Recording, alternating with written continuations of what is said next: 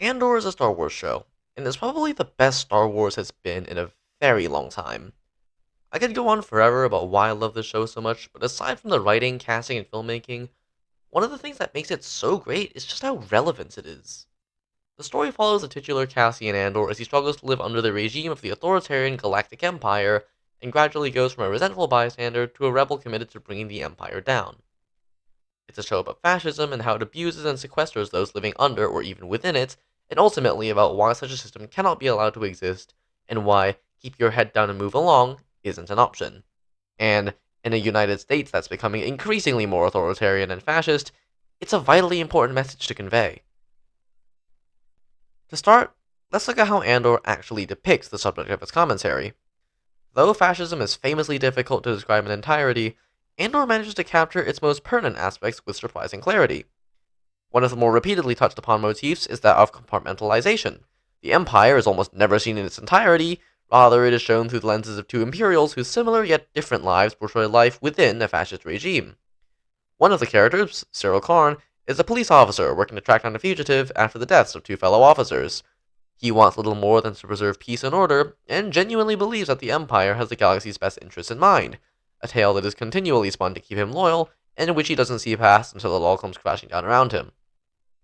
The other major Imperial character, Dedra Meero, is a sector supervisor in the Imperial Security Bureau, raised in Imperial service since childhood and devoutly loyal to the regime. However, she too only receives a small slice of the picture, and despite her fierce loyalty, is also tossed aside when she is finished being of use to her superiors. The lives of these characters illustrate two important things about fascism. One, it is compartmentalized. Everybody but a select few at the top only see a small part of the larger machine and are oblivious to the rest of the system. For compliant idealists like Cyril, this keeps them in line. They never see the full scope of the system they prop up, and they have no reason to ever believe that what they're doing might be bad. For higher-ups like Dedra, it prevents dangerous knowledge from accumulating in one place and becoming a single point of failure. Such a system is perhaps most clearly seen in the collaboration between tech company IBM and the Nazi regime during the Second World War. Common employees were totally unaware of the company's sinister ties, and the inventors producing the tech were likely told that they were just selling supplies for profit rather than helping Hitler round up the Jews. The second thing told through Cyril and Dedra is that fascism is self-consuming, that everybody beneath its shadow is at risk regardless of how dedicated they are to the cause. Director of Andor Tony Gilroy said himself that it eventually eats its young. A motif that is portrayed perfectly through Dedra's service. She is unrelentingly loyal to the cause, going so far as to orchestrate a massacre to further the goals of her superiors. And what lofty vocation does her work earn her? A permanent stint in a factory prison after her work is sabotaged by a traitor. The only people above the threat of replacements are those at the top of the ladder, those powerful enough and/or corrupt enough to put their wishes before others' lives and receive those wishes in volumes. This can be seen both in the show and in reality. Imperial leadership agreed to the brutal, ruthlessly executed genocide of an innocent people so they could extract a mineral, deep substrate foliated calcite. Calcite. Synthetic calcite. Calcite alternatives. Calcite substitutes. from the planet's surface.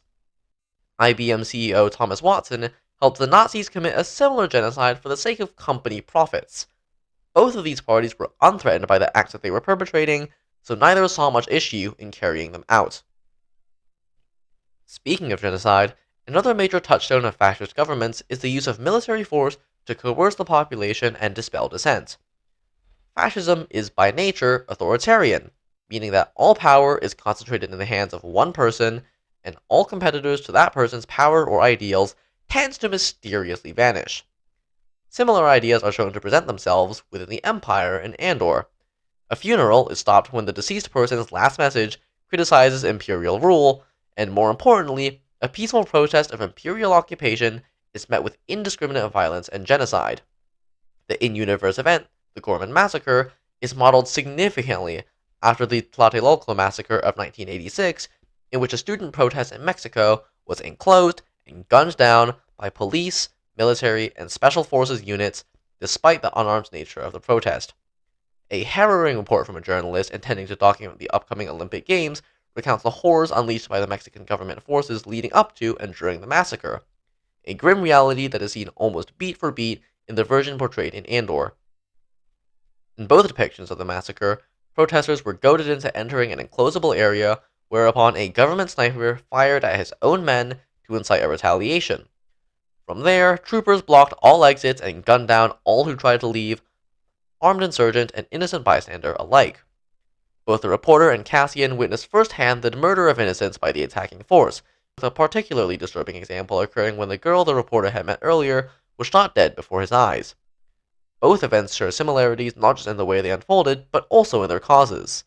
The dominant governmental force grew tired of a dissenting populace and cracked down upon it with unmatched brutality, an extreme measure seen in few places outside fascism and authoritarianism. Another less extreme example of this phenomenon is the use of police forces to punish those who the parent regime deems undesirable, best seen in Andor when the ISB declares any and all rebellious tendencies a Class 1 offense, which in regular person speak translates to a maximally serious crime worthy of extreme punishment. Shortly thereafter, Cassian is arrested and sent to a prison for simply being in the vicinity of prime suspects, landing him a lifetime sentence in a labor camp. Last, but certainly not least, the last thing that Andor reveals in his commentary on fascism is the reason that such a system emerges in the first place and why it so tightly closes its fist around those it can control. Best put by idealist rebel Karis Namek in his manifesto, The imperial need for control is so desperate because it is so unnatural. Tyranny requires constant effort. It breaks. It leaks. Authority is brittle. Oppression is the mask of fear. Remember that. The last line especially reflects sentiment that has already been spoken in regards to the onset of fascism. It is often an extreme reaction to unwanted societal stress or upset in a power structure, and this desperation often leads to aggressive scapegoating and repression of conflicting ideals, often to destructive ends. But why is any of this important? Why does it matter that Andor is about fascism? Didn't that ideology die with Hitler at the close of the Second World War? Well, not quite. The thing that makes Andor and its message so important is precisely the fact that fascism isn't dead, and that society needs to know its evils before it can rear its ugly head once more. In the US, constant political strife has put in power a man whose champion ideology is one of aggressive traditionalism and rejection of modern change, leading to disproportionate suppression of said modern change. Already the US is beginning to show signs of fascist and extremist tendencies, especially under the Trump administration. An article by UC Berkeley highlights a few of the concerning parallels between previous fascist governments and the system Trump seems to be building beneath himself, with several of the concerns recording similar rises to power. Apart from the issues outlined in the Berkeley article, a piece from the National Institute of Health also details the increased racist tendencies within American police activity. Though black people only account for 13% of the US population, they make up 36% of unarmed people shot by the police since 2015. Trump's recent mobilization of the National Guard also seems to align with the trend of using force to dictate outcomes, and what's more, institutions like ICE and the crackdown on LGBT freedoms mimics the intense scapegoating of the Jewish population by the Nazis. Most concerningly, Cassian's random arrest in Season 1 directly mirrors the thousands of similar arrests that have happened to innocent people all over America.